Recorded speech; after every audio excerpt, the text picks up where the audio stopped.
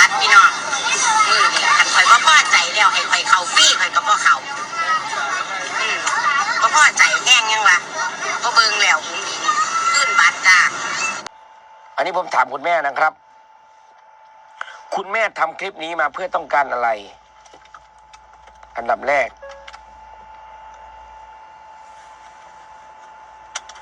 ผมพูดเพื่อปกป้องวงผมแล้วก็ลูกผมแล้วก็ลูกทีมผมนะครับคุณแม่ต้องการอยากจะสื่อถึงอะไรต้องการอะไรจากคลิปนี้ครับอันดับแรกคุณแม่ไปโกรธใครมาคุณแม่มีปัญหากับใครคุณแม่ไม่พอใจอะไรอีแม่ต้องเว้ามาให้สุดๆด้วยแม่ต้องพูดมาให้เคลียร์ที่ว่าจะคืนบัตรนะประเด็นที่ว่าจะคืนบัตรนี่ไม่ดูแล้วเนี่ย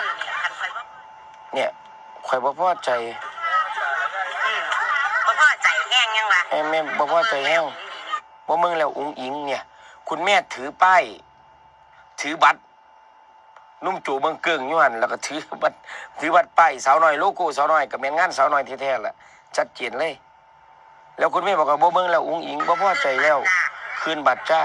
ข่อยสิคืนบัตรพี่น้องข่อยสิคืนบัตรพี่น้องข่อยบ่พอใจแล้วให้ข่อยเข้าฟรีข่อยก็บ่เข้าถ้าข่อยบ่พอใจ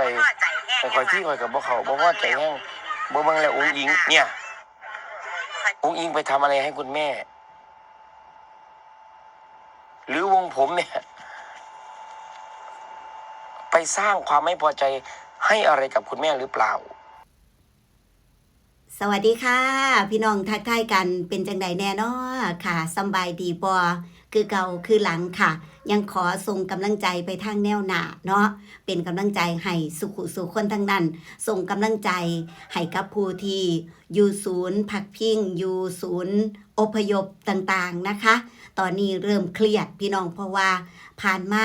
หลายมือแล้วเนาะ10 มือมาแล้วนะคะหลายคนเครียดพี่น้องจากปัญหายังต่อปัญหายังปัญหาหนี้สินกับปานนั่นว่าสันเนาะไฟแนนซ์โทรตามเจ้าหนี้โทรท่วงความเครียดเกิดขึ้นพี่น้องขอเป็นอีกหนึ่งแห้งใจนะคะจากสิจบมือใดกับบ่ท่านหูคือกันคือว่าเนาะพี่น้องเอาสู่พี่น้องเป็นกำลังใจให้กันเราบัตตานี่ที่ได้ยินต้นคลิปพี่น้องข่าวเกี่ยวกับหมอร้องหมอลำศิลปินคนดังสาวน้ำยืนกับบ่ได้เห็นต้นคลิปที่ว่ามีคุณแม่ท่านหนึ่งเพิ่นออกมาอัดคลิปแล้วก็เว้าถึงว่าสิบ่เบิ่งแล้วอุ๋งอิงประมาณนี้แม่นบ่คะให้เบิ่งฟรีกับบ่เบิ่งคือเฮาได้ยินต้นคลิปนั่นสาวน้ำยืนถ่ายมาจากคลิปของ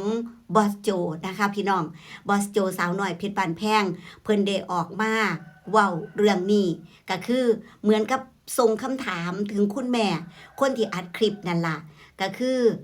คุณแม่มีวัตถุประสงค์หยังในการที่ว่าอัดคลิปแบบนี้แบบคุณแม่บ่พอใจไผบ่พอใจอีหยังอีหล่าอุ๋งอิงหรือว่าทางสาวน้อยเพชรบานแพงเกี่ยวหยังคุณแม่ไปพิดกันกับไผมาอีหยังจังสิแม่นบ่คะเหมือนทรงเป็นคำถามพี่น้องเพราะว่าคุณแม่เราเฮ็ดคลิปสั้นๆแต่คนเบิ่งหลายก็จะแม่น FC แฟนครับส่งต่อๆกันไปแม่นบ่พี่น้องก็มีการแชร์มาแต่ว่าสาวน้ำยืนบ่เห็นต้นคลิปพี่น้องอาจสิซาไปเพิ่นอาจจะลบแล้วหรือจังใดผู้ใดเห็นอีหยังจังใดก็ส่งให้เบิ่งแน่แล้วกันเนาะแต่ทั้งนี้ทั้งนั้นตามที่ได้ฟังได้ยินได้ฟังก็มีความรู้สึกว่าอีหลีนั่นล่ะคือคุณแม่เราเป็นหยังคุณแม่เราเป็นหยังเราคือโชว์บัตรขึ้นมาแล้วเราก็ตั้งเราก็บอกว่าเราสิบ่เบิ่งแล้วอุ๋งอิงจังซี่แม่นอีหล่าอุ๋งอิงไปเฮ็ดหยังให้เราบ่หรืออีหยังจังใดเฮาก็สงสัยเนาะพี่น้องเนาะตามที่ได้ยินนำบอสโจแต่ทั้งนี้ทั้งนั้นผู้ใดเห็นความเคลื่อนไหวอื่นๆอีหยังจังใดนะคะก็คือให้พี่น้องส่งมาให้แน่เด้อเพราะว่าสาวน้ำยืนหาแล้วพี่น้องคือบ่เห็นอันสาอีหลีได้หรือว่าเฮาบ่แม่นหมู่เพิ่นในเฟซในหยังบ่สาวน้ำยืนคนหาพิมพ์คนหาเสิร์ชหาว่าคุณแม่อัดคลิปแบบประมาณว่าบ่เบิ่งอีหล่าอุ๋งอิงอันอยู่ไสคลิปนั่นบ่เห็นพี่น้องแต่ว่าเบิ่งหันนี่เห็นนำช่องของมังกรอีสานนะคะเบิ่งหันเห็นพ่อใหญ่คำผานเนาะกับอันยายน้อยอันเพิ่นพากันเว้าว่าคุณแม่ออกมาขอโทษแล้วแม่นบ่คะ เห็นมีคลิปนำแต่ว่าสาวน้ำยืนหาคลิปต้นนั้นบ่เห็นน่ะนะก็เลยว่าเพิ่นออกมาแล้วเพิ่นว่าเพิ่นไปตั้งสปริงบอร์ดแม่นบ่ค่ะพี่น้องพอไปตั้งสปริงบอร์ดแล้วบัดนี้เพิ่นไปตั้งอยู่ในพื้นที่ของไอ้เอิ้นว่าเจ้านายเพิ่นของเจ้านายเพิ่นแต่ว่าบ่ได้ไปตั้งหม้องพื้นที่ที่เขามีการประมูลประมาณนี้แม่นบ่คะแล้วบัดนี้ถือผู้ที่ประมูลงานก็คือลงการแสดงของสาวน้อยของอีหลาอุ๋งอิงนี่แม่นบ่คะมาไล่สิให้เสียค่าปรับค่าหยังถ้าเกิดบ่ยอมรื้อถอนออกไปปรับประมาณนี้แม่นบ่คะแต่คุณแม่เราก็ยืนยันว่าเราอยู่ในที่ของบุคคลที่อนุญาตให้เราเอาลงแล้วประมาณนั้นนะคะ ประเด็นบ่ได้อยู่หม่องหันค่ะพี่น้องถึงแม้ว่าเราสิถือไล่เราสิถือหยังก็ตามแต่สิ่งที่เฮาสงสัยในคำเว้าของเราก็คือเราว่าบ่เบิ่งแล้วอุ๋งอิงนี่นะพี่น้องบ่เบิ่งแล้วอุ๋งอิงบ่เบิ่งแล้วสาวน้อยเพชรบ้านแพงนี่พี่น้องเป็นหยังคือเว้าแบบนั้นคือถ้าว่าเราบ่ได้ผิดกันอีหยังหรือว่าเราบ่ได้คิดอีหยังกับอีหลาอุ๋งอิงกับอีหยังเป็นหยังคือเว้าว่าบ่เบิ่งแล้วอุ๋งอิงประมาณนี้หรือว่าด้วยความโมโหบ่พี่น้องความโกรธของแม่เราความเครียดแม่นบ่เราก็คล้ายๆว่าเรามีตั๋วจังซี่บ่เรามีบัตรอยู่แล้วจังซี่เราก็เลยแบบเขามาไล่เราก็เลยผ่านไปเลยอยู่ในอาการแบบว่าผ่านไปเลยว่าถ้าว่าซั่นข่อยบ่เบิ่งแล้วข่อยบ่เบิ่งแล้วอุ๋งอิงนี่หมายถึงบัตรเรามีนี่แม่นบ่เราก็เลยปากเราก็เลยเว้าไปจังซั่นบ่พี่น้องหรือจังใดนะคะทั้งนี้ทั้งนั้นสาวน้ำยืนหาเฟซเราบ่เห็นพี่น้องผู้อื่นเห็นจังอีหยังจังใดลองส่งมาฟังแน่แล้วกันเนาะแต่ว่าสาวน้ำยืนได้ไปเห็นแค่คลิปของนี่แหละยูทูบเบอร์เพิ่นพากันเฮ็ดคลิปออกมานะคะสาวน้ำยืนก็เลยว่าคลิปต้นฉบับจักอยู่ไส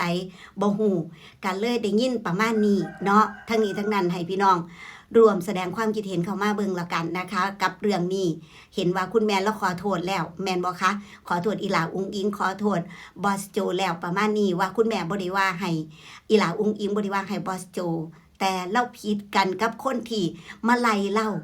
มาผิดกันกับหม่องหันแต่ว่าเป็นอย่างเราต้องชู้บัตรแม่นบ่ชู้บัตรอันผ่านประตูน่ะแล้วเราก็บอกว่าบ่เบิ่งแล้วอุ๋งอิงนี่ประมาณนี้ให้เขาฟรีกับบ่เบิ่งจังซี่นะคือมันค่าใจมองนี้นั่นพี่น้องแม่นบ่มันค่าใจมองนี้นะคะก็เหมือนบอสโจละว่านั่นล่ะคื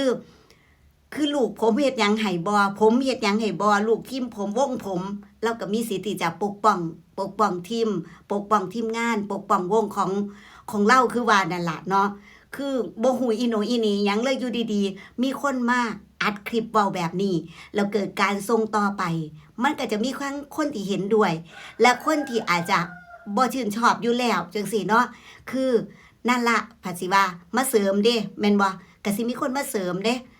บ่ต้องเบิ่งจังซี่จริงๆแล้วการที่เฮาบ่เบิ่งน่ะเขาก็บ่ได้ว่าหยังดอกแม่นบ่การที่ผู้ใดผู้หนึ่งบ่ได้เบิ่งแค่เล็กๆน้อยๆเพิ่นก็บ่ได้ว่าหยังดอกเพราะว่ามันก็สุดแล้วแต่ว่าไผสิเบิ่งบ่เบิ่งประเด็นบ่ได้อยู่หม่องหันประเด็นหม่องเป็นหยังคืออัดคลิปแล้วว่าแบบนี้วัตถุประสงค์ของการอัดคลิปคือหยังคืออยากสิบอกหยังกับผู้ใดมันน่าจะระบุชัดเจนกว่านั้นนะคะการที่บ่เบิ่งนี่มันก็เป็นเรื่องปกติเนาะไผสิเบิ่งไผสิบ่เบิ่งมองนี้มันก็ขึ้นอยู่กับความมักความชอบของแต่ละคนอยู่แล้วแม่นบ่คะบ่มีไผไปบังคับไผได้มองนี้แต่ประเด็นตรงที่ว่าบ่เบิ่งแล้วอุ๋งอิงแล้วอัดคลิปโชว์บ่เบิ่งแล้วนี่นะมองนี้เนี่ยประเด็นคำเว้ามองนี้นะต้องการอีหยังจังซี่นะคะต้องการจะซื้อหยังคือบอสโจเว้าเนาะต้องการซื้อหยังนะคะซื้อหยังแต่ว่าถ้าคุณแม่มาชี้แจงมาเว้าแบบนั้นก็แสดงว่าถ้าคุณแม่มาบอกว่าจริงๆโมโหให้คนที่มาไล่แล้วก็ถือบัตรขึ้นมาแบบประมาณว่าข่อยบ่เบิ่งก็ได้จังซี่คือลักษณะเหมือนผ่านต่อไปประมาณนี้ถ้าเป็นแบบนั้นก็อารมณ์ชั่ววูบอารมณ์โมโหเข้าใจได้นะคะแต่กับบ่ฮู้เนาะว่าแม่นแบบนั้นบ่แต่กับบ่ฮู้ว่าแม่นแบบนั้นบ่เพราะว่าคุณแม่เว้ามาแบบนั้นแม่นบ่คุณแม่เว้ามาแบบนั้นถ้าคุณแม่ขอโทษแล้วก็คือจะกะจักสิว่าจังใดพี่น้องก็ลองแสดงความคิดเห็นเบิ่งแล้วกันเนาะเพราะว่า อันทั้งนี้ทั้งนั้นสาวน้ำยืนแห่งบ่ทันเห็นฮอดต้นคลิปต้นคลิปที่เป็นต้นคลิปอีหลี หรือว่าคุณแม่เราลบไปแล้วหรือจังใดถ้าคุณแม่เราเป็น FC แฟนคลับอีหลาอุ้งอิงอยู่แล้วสาวน้อยเพชรบันแพงอยู่แล้ว แต่ว่าบังเอิญมีเรื่องนั้นมาสะกิดเล่าเฮ็ดให้เราเกิดอารมณ์โมโหขึ้นมาเกิดอารมณ์ประมาณว่าถือบัตรอยู่จังซี่แล้วก็ยกขึ้นมาเว้าก็ถือว่าก็ให้มันผ่านไปคือว่าน้องพี่น้องเนาะแต่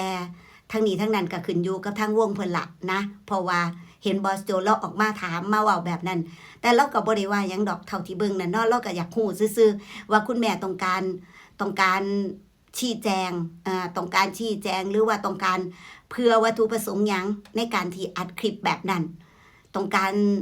รอีหยังเพราะว่าเราก็สงสัยคือกันเพราะว่าฟังไปก็บ่เข้าใจคือกันว่าอยู่ดีๆเป็นหยังคือบอกว่าให้เบิ่งฟรีก็บ่เบิ่งแล้วจังซี่น่ะนะประมาณนั้นเนาะพี่น้องเนาะนี่คือเป็นประเด็น